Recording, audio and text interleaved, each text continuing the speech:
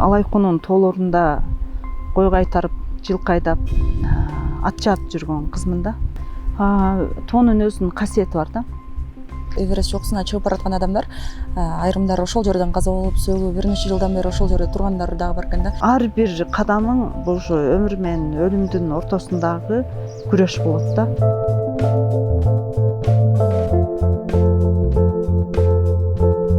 Быйыл өлгөндөр, мурда каза болгондор, аларды мындай эле салкын кандуу карап өтүп кетесиң. Биринчи көргөндө аябай шок болдум. Эми алардын тагдыры ушундай экен деп эле кабыл алып калат экенсиң да. Сөздөрдү чыгарган кишилерге чын дилимден каткырып күлдүм да.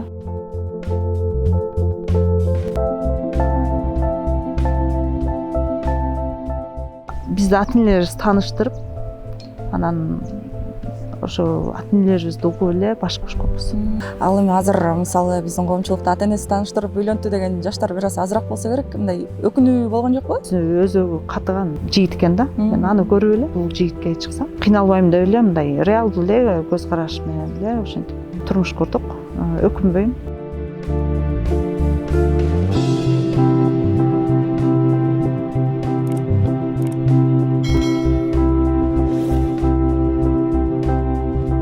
Салам достор, урматтуу Сокол Медианын катталуучулары, Сокол Медиа менен жаратылышта берүүбүздүн кезектеги чыгарылышы. Бүгүн бизде Сопсол эжекебиз кыргызстандык Эверестти багындырган айым Беш баланын апасы Ырскүл айым болмокчу. Саламатсызбы эжеке? Саламатсыз. Ден соолугуңуз кандай? Сонун, керемет. Сиз менен биргеликте мурастуу жол жөө турун бирге басып өтүү насип кылыптыр. Кечээ күнү буюрса 21 километр чогуу бастык, Буттарыңыз ооруп калган жокпу? Жок. Деги эле ушул турга качан чакыруу түштү эле сизге? Ушул турду баштагандан баштап мага чакыруу түштү. Бирок мен ушул убакытта башка иштерим бар болчу. Анан ал иштеримдин баардыгын жыйнап, ары бери жылдырып, анан ушул иш-чарага катышканга мен өзүм чын ыхласыман кааладым. Анан ушул жака келгениме эч өкүнбөй ушундай ырахаттанып, керемет табият менен ушул жерде жүргөн элдер менен, биз менен чогуу баскан ошо туристтер менен, уюштуруучулар менен болуп аткан иш-чаранын баардыгына мен абдан мындай эргип, жыргап жүрөм да. Өзүңүз жалгыз келдиңиз, Мен 3-чү балам алганча келдим. Балам 13 жашта, бирок ушул кезге чейин мен менен көп эле тоолорго чыккан балам. Кечээ да чогуу жүрдү сиз менен? Кечээ дагы өздөрү 21 километр өздөрү басып келишти. Айтсаңыз, деги эле ушул тоого болгон кызыгуу, тоого болгон жакындык качан пайда болду эле? Мен эми Алайкунун тоолорунда кой кайтарып, жылкы айдап, ат чаап жүргөн кызмын да. Анан тоолор ар дайым менин жүрөгүмдө. Мен өзүм үй алганда дагы ошол тоолорду көрүш үчүн ошол тоону караган тараптан үй алганмын да. Анан ошол үйүмдө эч кандай штораларды илбейм. Анткени эртең менен турганда ошо тоолорду карап туруп, ошо тоолорго бир суктанып анан ишимди баштайм. Сон эң биринчи багындырган чокуңуз кайсы чок болду эле? Өзү негизи 3 жылдан бери ушу хайкинг менен алектенип келем. Ошо Бишкектин айланасындагы категориялык тоолордун баарына чыгып чыкканмын. Чет өлкөдө болсо ошо Африканын эң бийик тоосу Килиманжарого барып келдим. Андан кийин ушу Непалда Эверестке барып келдим. Сон айтсаңыз, деги эле ушул тоого чыгып, чокуну багындырганда адамдын ичинде бир эс алуу пайда болобу? Бир жеңилдик же болбосо ичиңде моралдык түрдө чарчап жүргөндө, кандайдыр бир жол таппай калганда ушундай тоого чыгып эс алса жардам береби? Тоонун өзүнүн касиети бар да. Анан тоо өзү жердин энергиясын өзүнө топтоп турган ошо энергиясы аябай күчтүү жер болуп эсептелет да. Андан сырткары адамдар тоого чыкканда күнүмдүк жашоодо ар түрдүү биз ролдорубуз бар да. Ата эне, бирөөгө жумуш боюнча кандайдыр бир ролдорубуз бар, же бирөөгө кыз бала деген сыяктуу иши кылып көп өзүбүздүн ролдорубуз бар. Анан тоого чыкканда ошонун баардыгы калып кетет дагы. Тоодо адам өзү менен өзүнүн руханий дүйнөсү менен өзүнүн денеси калат да. Анан ошол жерде баягы дене кыйналганда дагы баягы күнүмдүк кандайдыр бир маселелер, күндү ойлондурган көйгөйлөр, алардын канчалык чоң же кичине, аябай олуттуу экенине карабай, мисалы адам баягы тоого чыкканда ошонун баардыгы мындай кичинекейдей эле көрүнүп калат да. Тоого чыгып баягы айылды карасаң үстүнөн көрөсүң, анан ошол айылдын жашоосу мындай үйлөр кичинекей эле көрүнүп калат го. Ошо биздин жашообуз дагы ошондой көрүнүп калат да. Анан мен дагы бир көп кишилерди тоого кошо алып чыгып, айрыкча аял кишилерди тоого көп алып чыгам. Дагы бир байкаган нерсем, ошол күнүмдүк чечилбей аябай ойлондурган бир көйгөйлөр болсо, ошо тоого барып келгенден кийин ошол маселелерибиз чечилип, же ошо тоодон ошол кантип чечүүнүн жолдору өзүнчө эле келет дейт да. Бул дагы болсо ошо бир тоонун касиети деп мен айта алам. Негизи эле тоо касиеттүү деп айтып атпадыңызбы? Анан бүгүн биздин баягы жолоочуларыбыз биз менен чогуу жүргөндөр да айтып атышат да, тоо айрым адамдарды кабыл албайт депчи. Ошону сизден да сурайын дедим эле.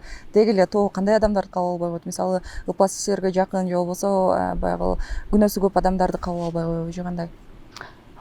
Тоо, асман, алам, ай, негизде табият өзүнүн жашоосу менен жашай берет. Ага адам, ар бир адамдын ичиндеги кандайдыр бир өзүнүн ар жактагы өзөгү, суть деп коет го. Анысына тоого баары бир если честно дегендей да. Чындыгында карасак ошондой. Бирок көп адамдар өзүнүн ичиндеги коркунуч сезимдерин көбүнчө аттап өтө албайт да. Ошон үчүн тоого өзүнүн ошол сезимдери кой бербейт. Тоонун касиети ошондо. Ошончолук масштабы чоңу, ошончолук бийиктиги, ошончолук өзүнүн улуулугу менен баягы адамдардын коркунуч сезимин алып келет да. Анан көбү ошол сезимдерден аттап өтө албай эле жүрө беришет. Жогоруда да айтып өттүк, 5 баланын апасы деп. Негизи сыртыңыздан көргөн адам 5 баланын апасы деп айтпайт. Аябай жаш көрүнөсүз. Андан кийин Бай Элим компаниясында продукцияларын биз дүкөндөрдөн көрүп калабыз. Андан сырткары жолдошуңуз дагы баягы жогорку кеңеште эл өкүлү болуп иштеп жатат. Ага дагы өзүңүздүн моралдык жактан кандайдыр бир кеп кеңештериңизди беришиңиз керек болот. Ушунун баарын бир нукта кантип алып жүрөсүз? Деги эле баарына кантип жетишесиз? Негизи биздин жашообуз биздин баягы өзүбүздүн энергиябыздан көз каранды да. Мен мисалы энергиямы абдан баалайм. Анан каяка жумшашты билем. Анан жашоодогу өзүмдүн приоритеттерим бар. Өзүмө керексиз же мага кандайдыр бир билимиме, өсүүмө эч кандай пайдасыз жактарга мен убактымы дагы энергиямы да коротпойм да. Анан ал энергияны мен каяка коротом? Өзүмө керектүү жактарга, керектүү иштерге, өзүмүн, үй бүлөмүн, компаниянын, анан ошо коомдун өнүгүүсүнө гана жумшайм да. Андан сырткары мен мисалы убактымдын ар бир мүнөтүнүн баасын билем. Анан бир жактарга барганда ошол канча убакыт коротом, жана ал эгерде аны акчага салыштырсак же кандайдыр бир салмакка же километрге салыштырсак да, кандайдыр бир ченемдерге сала турган болсок, мен 6 саат бир жерде бирөөлөр менен башка бирөөлөрдү ушакташып отургандын ордуна мен кандай өзүмө пайдалуу нерсе ала алам, же ошол эле 6 саат убакыттын ичинде 21 километрди бул жерде басып өтөм деген сыяктуу да. Ошондуктан приоритеттерими туура койгонду билем. Энергиямы каяка жумшашты билем жана энергияны каяктан алышты билем. Анткени жашоодо баардык айлана курчап турган менин жашоому, кылып аткан иштерими, мени дайыма курчап турган чөйрөмү, мени курчап турган адамдарды, анан ушундай табияттан, ушу тоолордон энергия алам. Анан ошолор кайра ушунчалык эффективдүү өзүнүн натыйжасын берет. Сиздин мисалы жакын саналган курбуларыңыз барбы? Жогоруда айтып өттүңүз го, бирөө менен 5-6 саат ушакташканча ошону пайдалуу жакка жумшаганды жактырам депчи. Бирок ошонсо да аял киши болгондон кийин баягы жан сырыңды төгүп айткың келген учурлар болот го. Сизде да ошондой өзүңүз баягы ичиңизден ишенип айта алган курбуларыңыз барбы? Менин биринчиден сырым деле жок. Экинчиден мына өзүңөрдүн эжекеңер Бермек Турсалиева сыяктуу ушундай бир башка дагы досторум бар. Анан алар менен отурганда дайыма идеяларды талкуулайбыз да. Анан сенде эмне жаңылык? Кандай жаңы нерсени алып келдиң? Менде кандай жаңы нерсе? Анан ошодон эмнени чыгарып ийсек болот экен деген нерселерди талкуулайбыз. Ал эми өзүн убактысын деги эле жашоосун толук боюн үй бүлөсүнө арнап, ошол үй бүлөнүн ичиндеги бытка толугу менен кирип кеткен дагы айымдар бар да. Анан аларда дагы бир негативдүү энергия болот дайыма. Бир ошол учурдан чыга албай, бир башкача өзүн сезген учурлары да болушу мүмкүн. Ошондой айымдарга кандай кеңеш бере аласыз? Мындай да, ошо үйдө отурган айымдар ошондой бытка кирип кетти, бул эч нерсеге жетишпей атат, бир нерседен калып калды деген бул коомдун ошол айымдарга же негизи эле коомдун мындай пикири да. Чында ал андай эмес да. Коомдо ушундай аябай көп навязанный пикирлер бар да. Биз ошондон алысташыбыз керек. Аял затынын бул жашоого келген эң чоң вазыйпасы бул тукум улоо. Ошол үйдө отуруп, ошол балдарын тарбиялап, үй бүлөсүнө өзүн арнап, ошол кийинки коомго татыктуу инсандарды тарбиялап аткан энелер бул болуп көрбөгөндөй эң улуу вазыйпаны аткарып атат деп айтсак болот. Андан эч качан уялбаш керек, андан тартынбаш керек, же мен отуруп калдым деп бир депрессияга түшпөш керек. Анткени мындан өткөн улуу вазыйпа жок. Ошол вазыйпасын аткарып бүткөндөн кийин, мисалы балдары 18 жашка чыгып, өз жолун өзү куруп, өзүн эптеп калгандан кийин, ал айымдар деле баягы коомдо жүргөн башка айымдарга деле тез эле жетип алат. Биздин кыргыздын айымдарынын бир жакшы жери аябай тырышчаак, билимге тырышышат, колунан бир кандайдыр бир жакшы нерселер чыкканына тырышышат, өзүн өнүктүрүүгө абдан аракет кылышат. Мен ойлойм, ийгиликтин таптакыр эрте кечи жок, бирок коомго татыктуу инсанды тарбиялагандан өткөн ийгиликтүү эч нерсе жок. Эжеке, мен Эверест чокусу тууралуу дагы сүйлөшкүм келип турат да. Деги эле качан даярданып баштадыңыз? Ал жака мисалы даярдыктарды кандай жол менен көрөт экен? Ага чейин ичкен жеген тамак ашыңызды жана спортсмендер сыяктуу эле ылгап жеп ичип калат бекен негизи адам? Ушул мен Эверестке барам деп чечим кабыл алганым ошол 1 жыл болду. Ошо 1 жылдын ичинде мен болуп көрбөгөндөй катуу даярдыктарды көрдүм. Бул эң биринчи ошол альпинизмдин техникалык тараптан ошол тажрыйбаларды, ошол навыктарды, ошол техникалык тараптан кантип өзүн ошол жакта алып жүрөт деген билимди болуп көрбөгөндөй алдым да. Бул биринчиден. Экинчиден дене тарабыман дагы күнүгө ушул спорт залга барып өзүм баягы чыдамкайлыгымы, ички эркими аябай машыктырдым да. Андан сырткары жанагы моральный деп коет го. Ошол жака бара жатканда ошол маалыматтардын баарын чогултуп, моралдык тараптан дагы аябай өзүмө даярдадым. Андан сырткары ушу 1 жылдын ичинде кичинеден чогултуп аттык, ушу каражат тарабын дагы даярдадым.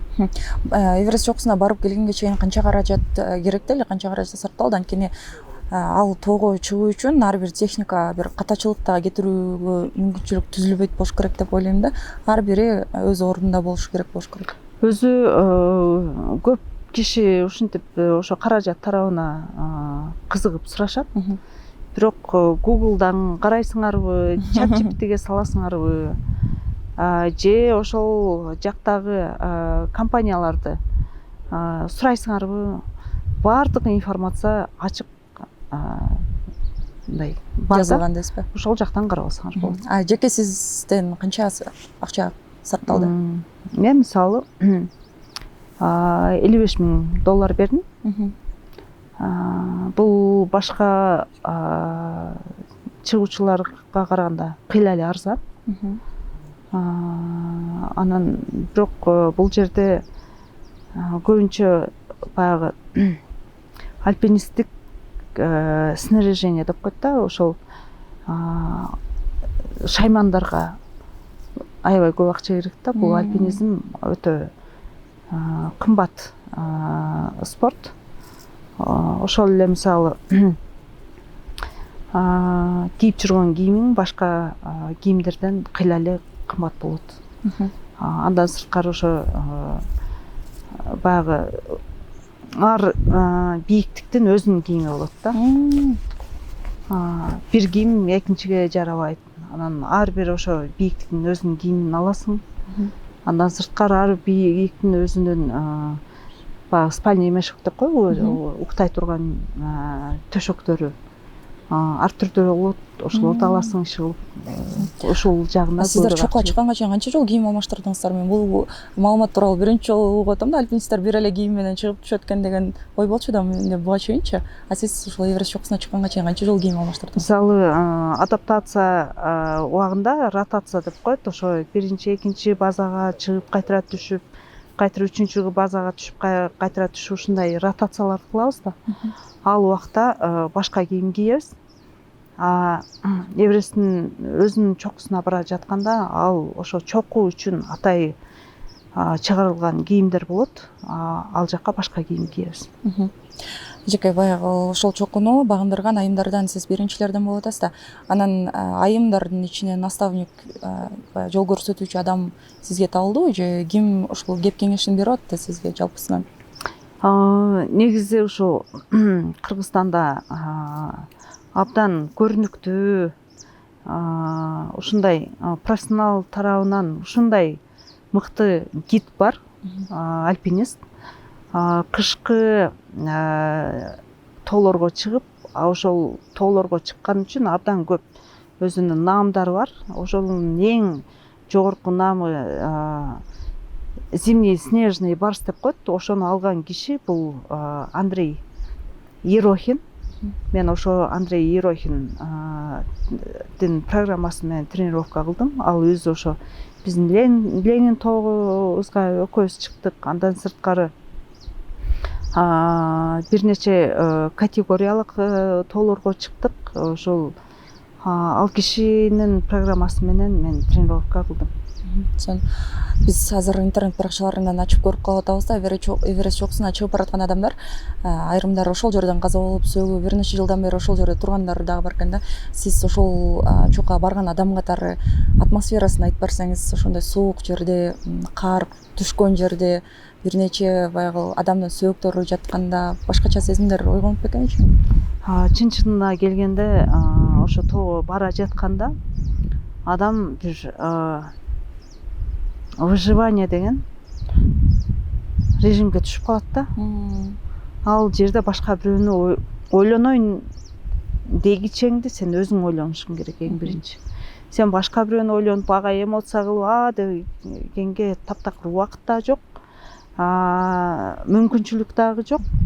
Андан сырткары ал жакта эмоцияга орун деле калбай калат. Анткени ар бир кадамың бул ушу өмүр менен өлүмдүн ортосундагы күрөш болот да. Анан ошо альпинисттер жатат, быйыл өлгөндөр, мурда каза болгондор, аларды мындай эле салкын кандуу карап өтүп кетесиң. Биринчи көргөндө аябай шок болдум. Биринчи уштурумда эле мен 2 кишинин каза болгон, ошол биз барган күнү каза болгонун көрдүм. Бирок кийин мындай эми алардын тагдыры ушундай экен деп эле кабыл алып калат экенсиң да. Ошол жакта калып калган сүйүктөрдү алып түшүүгө эч кандай мүмкүнчүлүк жок беле? Мүмкүнчүлүк жок. Анткени баягы вертолет менен чыгып анан алып түшсө болот деп атышпайбы? Ал вертолет бул жакта калып эле ошол эле мисалы ошо тоолорго көнгөн, ошол тоолордо жашаган, ошол тоолорго чыгып жүргөн шерпалар дагы ошол өлүктөрдү алып түшө алышпайт да. Мындай жөө болгондо да мисалы 20 мейли 50 болсо деле эгерде ошол шерпаларды жалдап ошол телолорду алып түшсө болмок да. Бирок ага дагы мүмкүнчүлүк жок.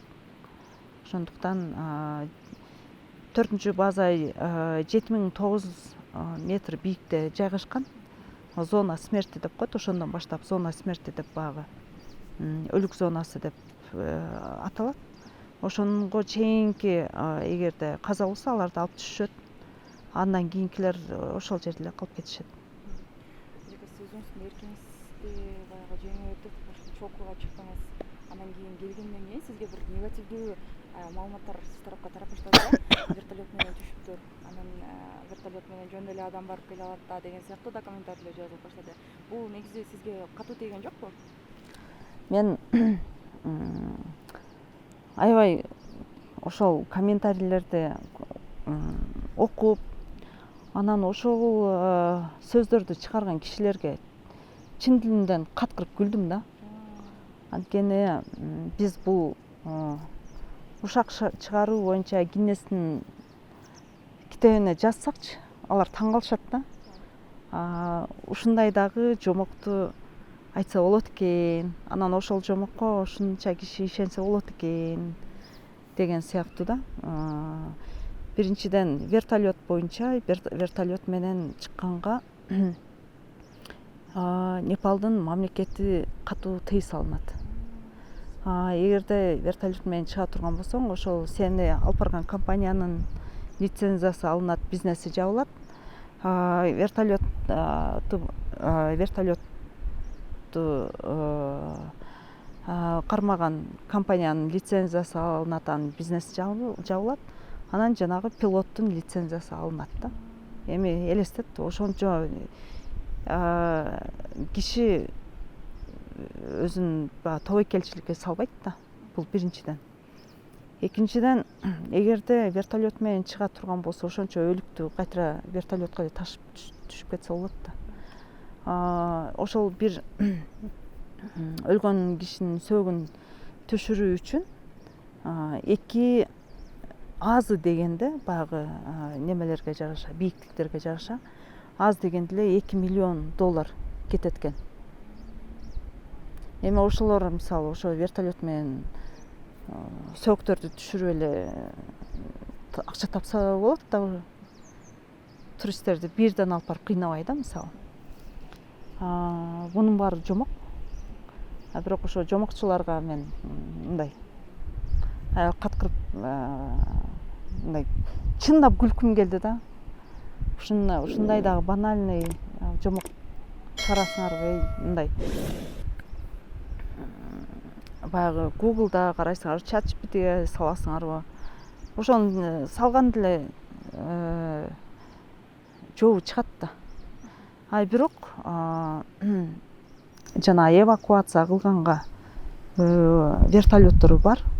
Ал качан гана адам өмүр менен өлүмдүн ортосунда калганда гана эвакуация кылат. Мисалы биздин МЧС деле тоодо калгандарды эвакуация кылып атат. Бул ошондой эле нерсе.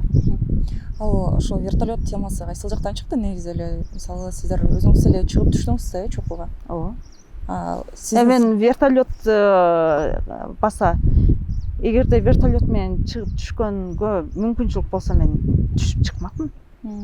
Мен с удовольствием түшүп чыкмакмын. Менен башка деле дүйнө жүзүндө болуп көрбөгөндөй бай кишилер бар. Ошол эле шейхтин баласы, Дубайдын шейхинин баласы канча жыл утуру чыгып, бирок жетпей кайтара түшүп, ошентип жүргөн да. Эми ал Дубайдын шейхинин баласында акча жок же вертолет жок. Ал деле барып түшүп кетсе болот да. Бул бир. Экинчиден, мен түшүп келе жатканда мен шерпаларым сууга түшүп кетип, алар госпитализация болду да. Аларга ошо куткаруучулар барып 30 метрлик баягы трещинадан алышып, анан аларды бирөө реанимацияга жатты, бирөө больницага жатты. Ал убакта мен ошол Катмандуга жетпей, баягы спасательдер менен башка бир немеге түштүк, айылга. Ошол айылдан кайтара чыгып, тиги Лукла деген аэропорт бар ортосунда. Ошого барып, андан Катмандуга учуп чаңды. 2 күн өттү. Мен ошондо анан 2 күндө барганда баягы шерпалар ошо трещинага түшүп кеткенин көрдүм да. Уктум. Анын үстүнө мен бир жуманын ичинде 2 жолу Эверестке 2 жолу чыктым да.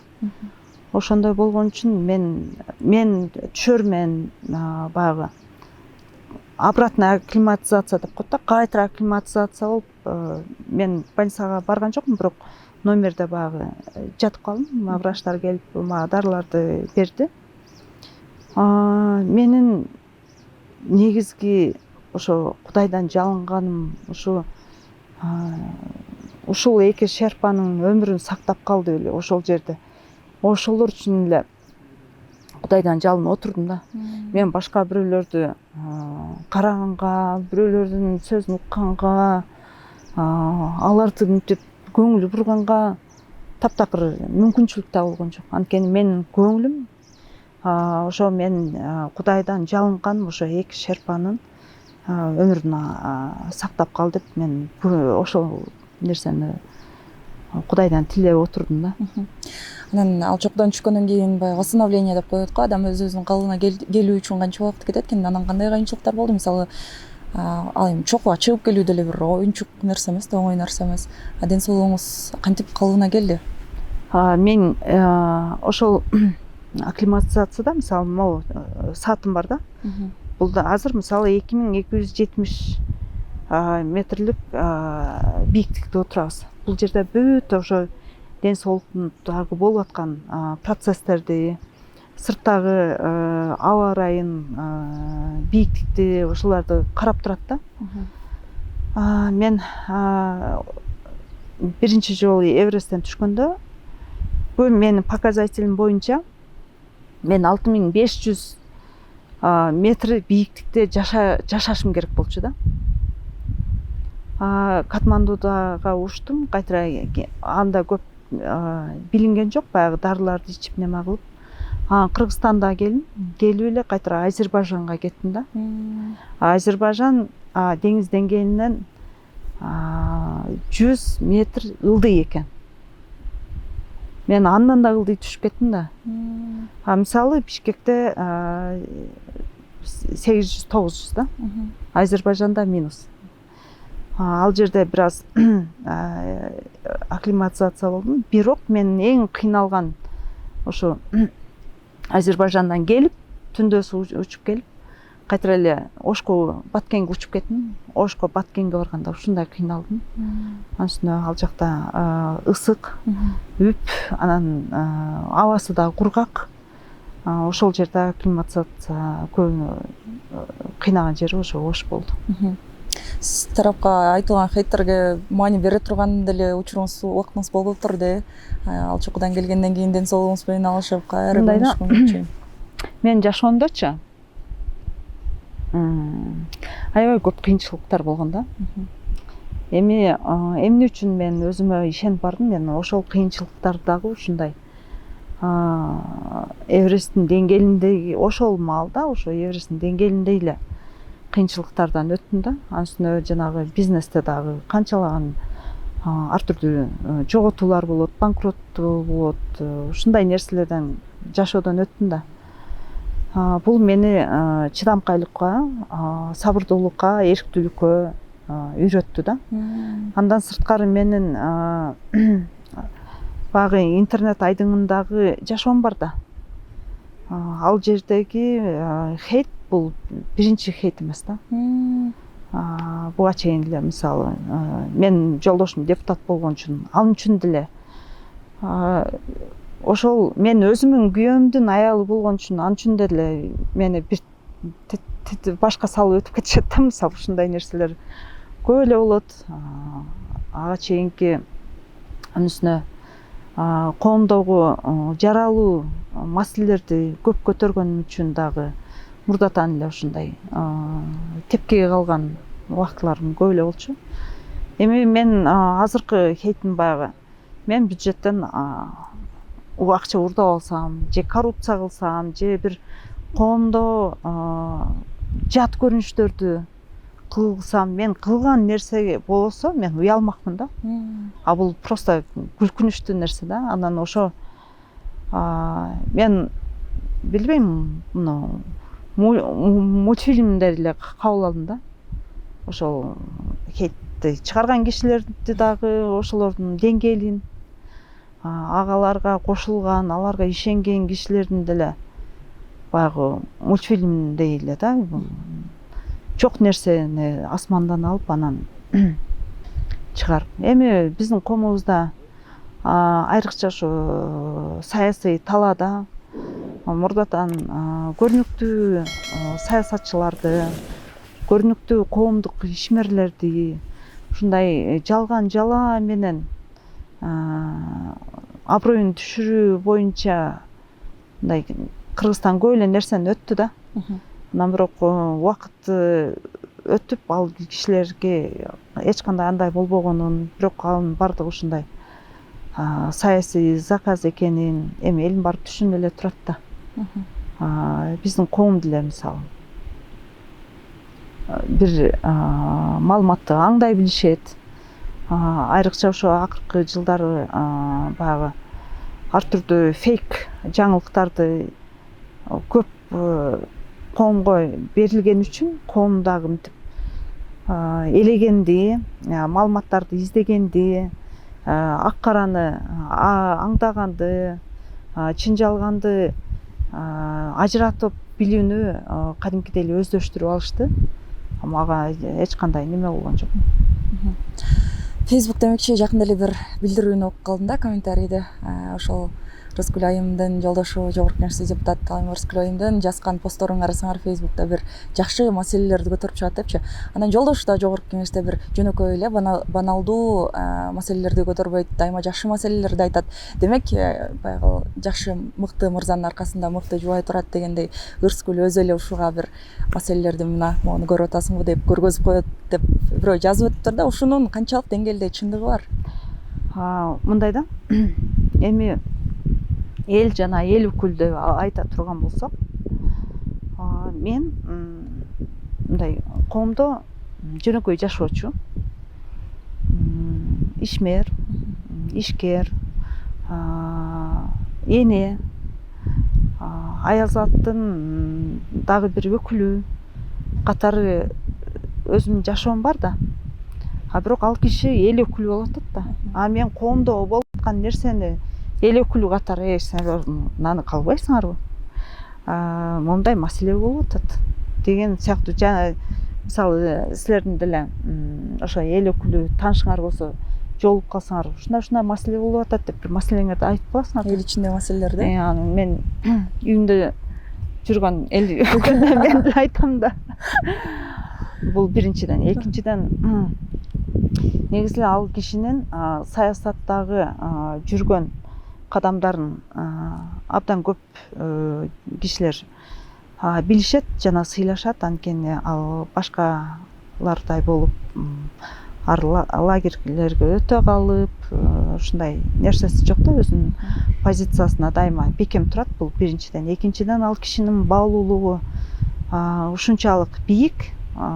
Ушул экинчи чакырылышта депутат болуп атып, ушу кайбирендерди мына Камал Умарович менен кошо 2016-жылдан бери кайбирендерди атпа деген кыймылды биз ошо Бермет, мен, ошол Эмиль, Камал Умарович жана көптөгөн экологдор ушул кыймылды карманып, баягы кайбирендерди атпа, аңчылыкка тыюу салуу, ак илбирсти популяциясын көбөйтүү, ак илбирсти сактоо, негизи эле ушу табиятка болгон эмне кандай мындай мамиле керек болсо ошонун баардыгын ошол киши көтөрүп жүрөт. Бул ушу эки созов болсо, эки чакырылыш болсо, ошо эки чакырылышта экологиянын маселесин көтөргөн, жан жаныбарлардын маселесин көтөргөн, мөңгүнүн маселесин көтөргөн бирден бир эл өкүлү деп мен мындай баса эле айта алам жана ага сыймыктанам. Анткени бизде каралбай калган нерселер бул биздин башка бирөөнүкүн эмес, бул биздин жан жаныбарларыбыз, биздин ушундай экологиябыз, табияттарыбыз, биздин мөңгүлөрүбүз, биздин тоолорубуз да. Анан ал киши азыркы убакытта бизге аябай көп туристтер келип атат да.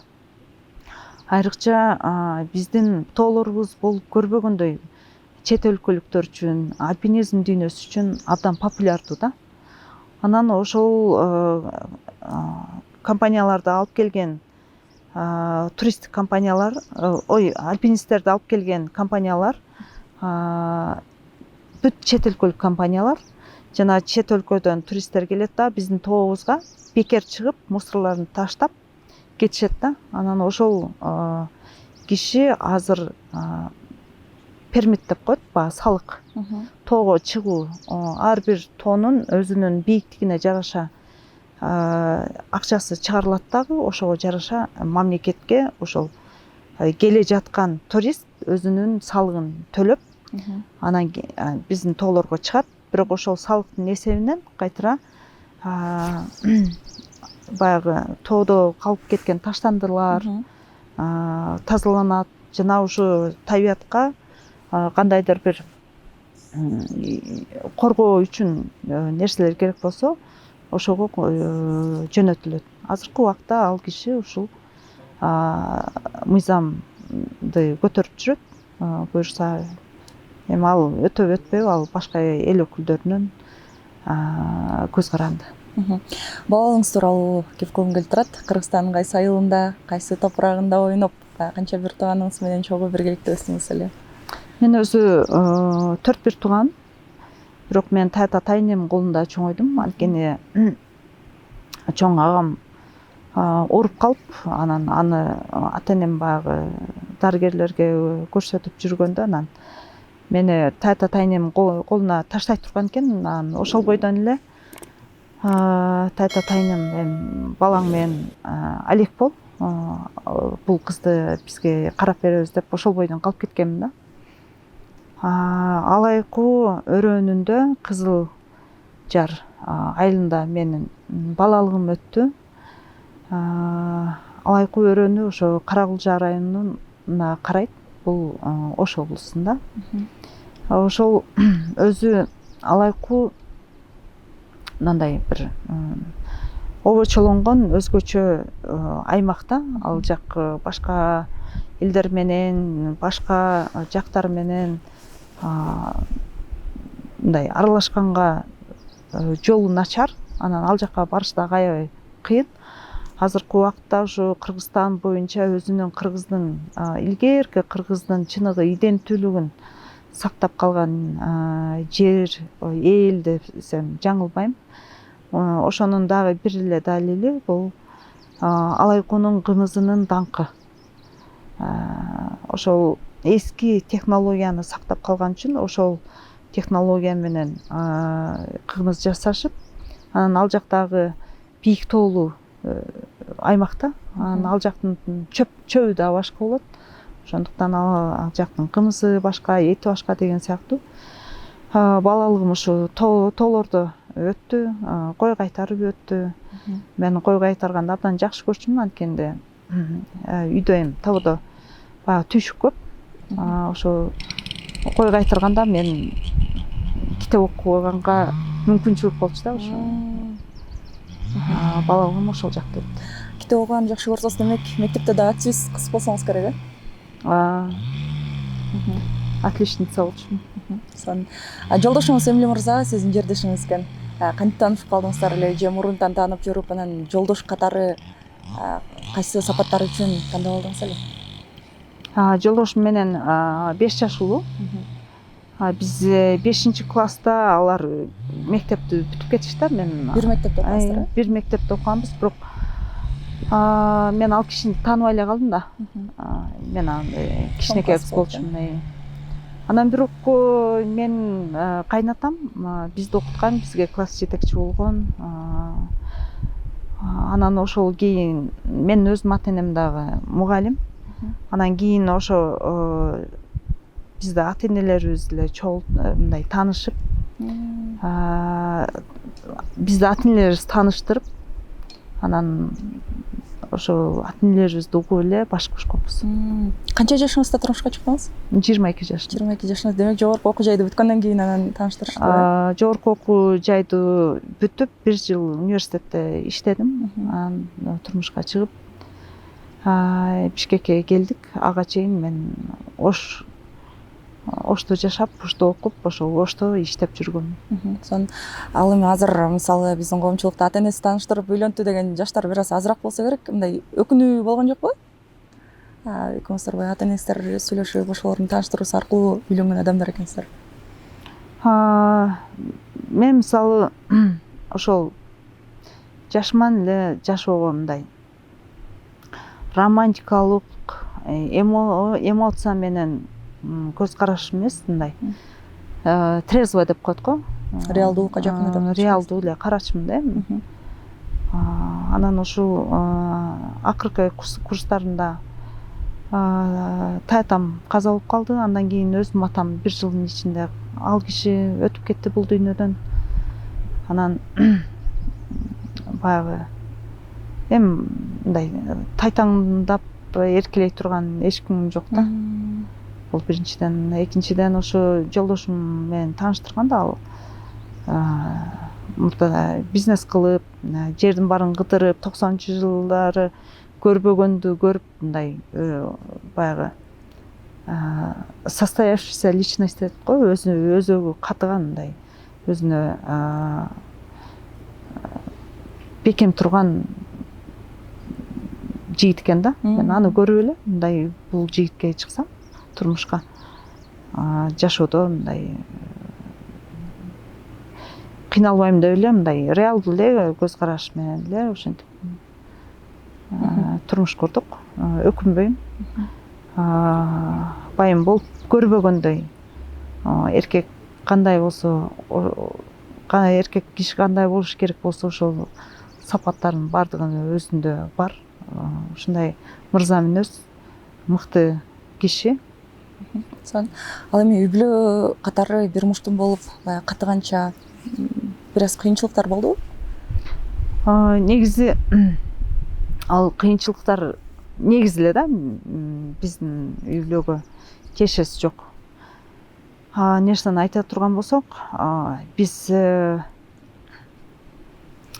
аябай көп реалдуулуктан алыстап, кандайдыр бир күтүүлөрдү элестетип алып жашап, анан ошого жетпей, ошодон кыйналып, анан бири-бирибизден ошону талап кылып, анан ошол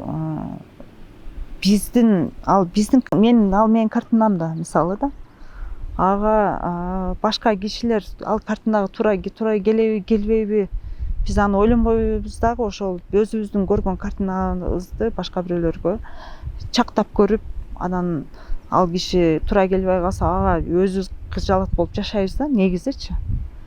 Жашоого реалдуу мындай чындап эле болгондой эле карап, ошого жараша жашай турган болсо, бул жашоо абдан жеңил. Эч кандай кыйналып, эч кандай бирөөдөн бир нерсени күтүп, эмоциялык тараптан карама каршылык болбой эле жеңил эле жашаса болот негизи. Үйдө балдардын тарбиясы менен ким көбүнчө баягы алектенет жана канча уул канча кызыңыздар бар ортодо? 2 уул, 3 кызым бар. Эң улуу уулум жакында эле аскерден келди. Кызым дагы ошо чет өлкөдө окуйт, азыр үйдө.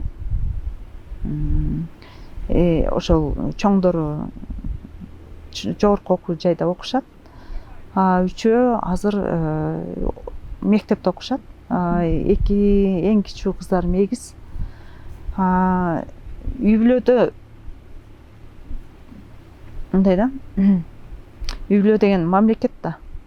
Анан ал мамлекетте кандай процесстер болуп атса, ошонун баарын эле чогуу өнүктүрүш керек да. Анан баланы сен тарбияла, кызды сен тарбияла, анан бул сенин тарбияң, анан сенин айыңан мындай болуп калды, мына сенин балаң ушундай жаман чыкты, анан бирөө мактап койсо, ой, бул менин балам деген бизде жок да.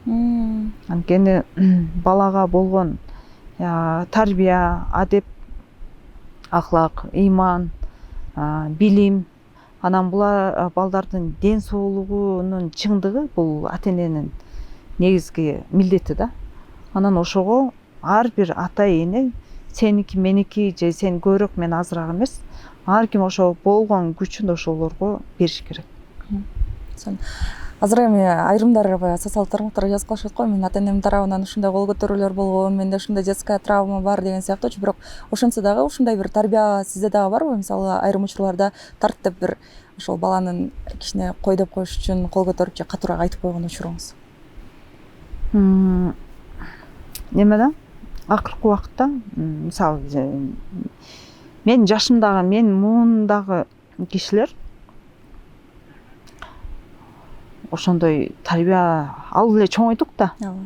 Ага биз башыбыздан желкеден бир койсо, макул деп эле ошол нерсени норма көрүп элечи. Анан кийин эле ошо детская травма деген бир термин чыкты. Анан элдин баары ошо жашоосундагы өзүнүн жетишпей калган нерсесинчи же мамлекеттен көрөт, же коомдон көрөт, же ата энесинен көрөт. Иши кылып ички комплексинин баардыгын ошо бир күнөөлүүнү табыш керек болду. Анан акыркы убакта ошо ата энени дагы күнөөлүү кылган бир мода пайда болду да. Тарбия ар түрдүү болот. Аны ошондой эле кабыл алыш керек. Мен мисалы балдарыма кол көтөрмөксүн. Биз үйдө эми байым экөөбүз деле ар түрдүү пикир келишпестик болуп калат да, бир теманы неметсек, мен башкача ойлонушум мүмкүн, ал башкача ойлонушу мүмкүн. Жакшына тамак ичип, жакшына ушундай маектешип, балдардын көзүнчө неметпей анан деп жүрдү. Анан спальняга кирип алып, анан ошол жерден каалагандай эмоцияңды чыгарып, экөөбүз маселебизди чечип алабыз да. То есть биздин балдарыбыз биздин мындай бири-бирибизге үн көтөрүп урушканыбызды көргөн эмес да. Аларга катуу айтсаң, мисалы азыр катуу тиет. Ушундай бир кол көтөргөн эмес, мындай катуу кыйкырып койсоң, урушуп койсоң, аябай таң калып ушунчалык башкача кабыл алышат да. Бирок ошол эле убакытта баланы мындай эмоционалдык тараптан алсыз кылып, анан тарынча кылып алуу мүмкүн эмес. Баланы кичинекей кезинен эле түшүндүрсө, кичинекей бала да түшүнөт да. Мисалы балдарым ооруп калса же анализ ала турган болсо же тишин дарылатыш керек болсо бардык эле бала эмес чоң киши деле коркот да. А бирок ошол жака бара жатканда мисалы мен түшүндүрүп айтам да. Бул абдан керек нерсе. Эгерде сен буну кылбасаң, азыр чыдабасаң, мындан дагы катуураак же оору көбүрөөк ушундай болот. А эгер сен азыр чыдап койсоң, мындай нерселер болбойт. Плюстарын, минустарын айтып, неме кылсаң, алар кадимгидей эле түшүнүп, ошол нерсени реалдуу эле кабыл алып, азыр ушуну жасашым керек деп эле спокойно барып жасайт да. А биз ошентип түшүндүрүп отурбай эле чуркап барып желкеден бир коюп анан жаса деп заставлять этебиз да. Ошол эле убакта мисалы тарбия боюнча айтып кете турган болсок, эмне үчүн азыр коомдо агрессия көп? Анткени бизде маселени сүйлөшүп чечүү маданияты жок да. Биз бири-бирибизге ошол эле мисалы коом деле башка бирөөлөргө өзүнүн эрежесин таңуулап жашат да. Таңуулоо кылуу оңой да. Бирөөнү заставлять этүү оңой, күч аркылуу, кээ биркилерди акча аркылуу.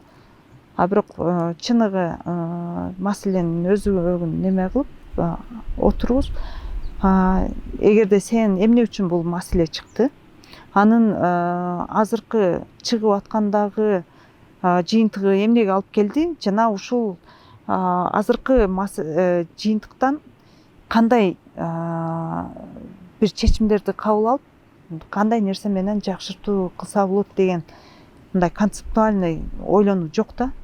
Анан бири-бирине болгон чыдамкайлыгы эң биринчи баягы агрессиядан чыгып кетип атпайбы?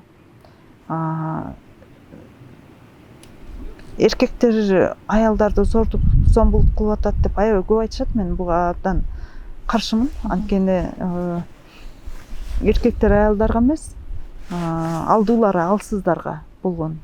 Ошол эле аялдар өзүнүн балдарына. Анткени алар алсыз. Коомдо алдуулар алсыздарга болгон баягы өстөмдүк болуп атат да. Ошонун баардыгы ошо сүйлөшүп чечүү маданияты жоктугунан деп ойлойм. Ошонун баардыгы ошо кичинекей кезден башталат, ата эненин тарбиясынан башталат жана ата энесинин жүрүм турумунан башталат. Сонун эшке. Аябай көп айтып бердим, эмне эле. Сонун болду. Жалпысынан кандай хоббилериңиз бар? Мисалы, жашоодо адам өзүнүн хоббиси болсо, ошол хоббиси менен алектенип атып, бир оюн тынчтандырып, бир нукка салып алат го? Менен көбү сурашат да. Сен жашооңдо эмнеден эс алып жашайсың? Баягы эмнеден расслабиться этесиң депчи. Анан мен айттым да, мен расслабиться этпейм депчи. Анткени мен баягы орусча айтканда я не расслабляюсь, потому что я не напрягаюсь дегендей да. Мен өзүм жашоомду ырахаттанып жашайм. Жашоодон ушунчалык ар бир мүнөтүнө ушундай сонун сезимдер менен жашайм да. Мен бактылуулук менен жашайм. Анан жашоомдо болуп аткан нерсенин бардыгын өзүмө ушунчалык сиңирип жашайм. Анан мен бул жерде жашоом кыйын болгон үчүн мен бул жерге барып, анан ошол жерден бир тынчтыкты табам эмес. Мен жашоом өзү негизи баягы баланста, тынчтыкта, гармонияда, бактылуулукта, эргүүдө, мынтип шаңдуу жашайм да. Анан жашоодо ар түрдүү нерсе болот. Дайыма эле жакшы нерсе боло бербейт, бирок ошондой моменттерди дагы мен мындай кабыл алып жашайм да. Жок, бул эмне үчүн мен менен ушундай болду, эмне үчүн эмес, ушундай болуп атабы, значит болуп атат деп элечи. Жашоомдогу хоббилер боло турган болсо, мен жакшы көргөн нерселер ушу саякаттоо, тоолорго чыгуу, анан эң баягы кайф алган нерсе мен бизнесте бир схемаларды түзгөндө жатып алып ошол нерселердин ойлонуп анан ошол процесстердин баарын ордуна коюп ошол схемаларды отуруп алып түзгөндү мен абдан жакшы көрөм. Сон эмоциональный срыв деп коет го, ал бир учур болот го, пикке жеткенче ошондой момент сизде болобу же ар дайым мындай гармония менен жашайсызбы? Жок, андай болот. Мисалы ал нерсени деле мындай ошол жерде болду, ошол жерге ташташ керек, аны өмүр бою алып жүрүштүн, анан аны утур эле жвачкадай болуп кечке чайнай бериштин кереги жок. Саны эжеке, бүгүнкү маегибиз опусан кызыктуу болду деп ойлойм. Бизге маек бергениңизге терең ыраазычылык билдиребиз. Сокол медианын жамааты ушундай 2500 метр бийиктикте отуруп алып, эжекебиз менен биргеликте маек курууну бизге насип эттиңер. Урматтуу көрүүчүлөр, бүгүн биз Сокол медиа менен жаратылышта берүүбүздө Ырыскүл айым менен сон маек курдук. Сокол медиа YouTube каналына катталганды унутпаңыздар. Эми сизге эркин микрофон берейин, биздин көрүүчүлөрүбүзгө калаа тилек айтып өтсөңүз болот. Бүгүн ушул кара коюн капчык айында сонун табияттын кучагында сонун кишилер менен сонун иш чаранын үстүндө жөн гана ушу ырахаттанып отурам да. Таласка келген сайын ушунчалык мен таласты аябай жакшы көрөм. Өзүм жакында да таластык болоюн деп атам. Анан ушул эргүү, ушул бактылуу күндөр ар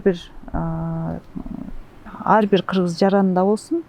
Андан сырткары ушу таластын жашоочулары жана таластын коноктору айта турган нерсе, азырынча туристтер үчүн талас баягы кол тийбей сонун бойдон турган торттой да. Бунун эмнеси жакшы? Башка жактар уже кээ бир табияттын ошо экологиясын көп жаратылышын жеп алган да. Бул жерде ошо жаратылыш кандай болсо ошол бойдон кол тийбей турат да. Бул биздин эле ошол эле кыргызстандыктар үчүн дагы келе турган, бул жакта келип ырахат ала турган локациялар абдан көп экен. Таластын туризм боюнча, агро тарабынан боюнча болуп көрбөгөндөй потенциалы бар. Бул буюрса ачылат. Бул таластын келечеги абдан кең. Анан негизи талас өзү кут түшкөн жер. Ушул кутубузду сактайлы, кутубузду бапестейли, барктайлы, даңктайлы. Ошол талас Манасты берген, Чыңгызды берген, не деген, андан кийин мыкты уул кыздарды ошо коомго берген. Ошо талас жергеси өнүгө берсин, өсө берсин. Ошол өнүгүүлөрдү биз көрүп сүйүнүп жүрө берели. Кыргызстаныбыз өнүксүн, өлкөбүз өнүксүн. Жаштарыбыз азыр болуп көрбөгөндөй, мен жаштарды аябай жакшы көрөм. Болуп көрбөгөндөй акылдуу, мыкты жаштарыбыз өсүп келе жатат. Буюрса алар Кыргызстанды дагы көптөгөн бийик деңгээлдерге көтөрөт деп мен ишенем. Талас жакшы көрөм, талас болгон атам деп атпайсызбы? Таласка көчүп келейин деген ойлор барбы? Азыр таласка ушу 3 жылдан бери аябай бир чоң проект жазып, ушунун аркасынан жүрөм. Буюрса ушу бүтөйүн деп калды. Эгерде бүтүп калса ушу чоң бир проект. Бул Кыргызстанда жок проект, бул биринчиден. Андан сырткары дагы бир проект менен келип атам. Бул инвестиция тартып келип жатам. Анан ошонун баары ишке ашса, анан таластыктардай болуп тыр деп баягы колду кенен коюп ошентип сүйлөп калабыз. Саны эжеке бар болуңуз, ден соолуктуңуз, буюрса жакшылыктар деле жолугалы. Урматтуу көрүүчүлөр, көңүл бурганыңыздарга терең ыраазычылык билдиребиз. Коттарыган талас жергесинин бийик тоолорунда олтурабыз. Бар болуңуздар. Буюрса кийинки эфирлерден амандыкта жолукканды бизге насип кылсын. Саламат калыңыздар.